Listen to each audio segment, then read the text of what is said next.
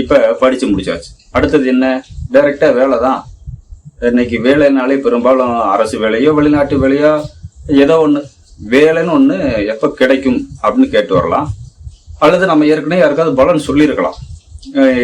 இப்ப வேலை கிடைக்கும், இத்தனை மாசத்துக்கு அப்புறம் கிடைக்கும், முதல்ல வேலை தான் கிடைக்கும், அப்புறம் தான் கல்யாணம் அப்படிங்கறத சொல்லியிருப்போம் இல்லையா?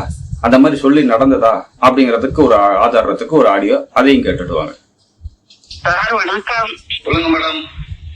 ரொம்ப சந்தோஷம். எங்க தம்பி ஒருத்தரோட பொண்ணுக்கு ஜாதகம் பார்த்து நீங்க சொன்னீங்க 2 வருஷம் கழிச்சுதான் அந்த பிள்ளைக்கு கவர்மெண்ட் வேலை கிடைக்கும், அப்புறம் தான் கல்யாணம். கனரா பேங்க்ல வெற்றிகரமா செலக்ட் ஆயிட்டான். நல்லது, சந்தோஷம். ஆமா. சரி, ஓகே. இதுக்கு அடுத்து என்ன? டைரக்டா எல்லாருக்கும் கல்யாணம் தான். கல்யாணம் எப்போது நடக்கும் அப்படின்னு சொல்லி கொடுக்கறத விட நான் ஏற்கனவே அப்படி சொல்லி அது லைவ்லயும் சொல்லி நடந்திருக்குது.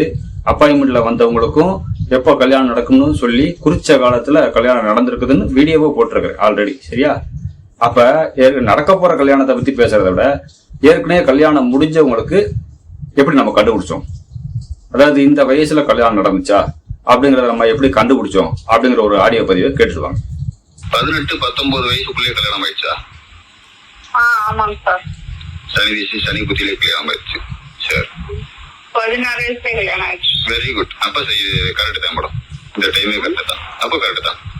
16 to 19 நான் சொல்றது. சரி, முதல்ல ஆண் குழந்தை. ஆமா. சரி, அதுவும் கரெக்ட். சரி, ஓகே.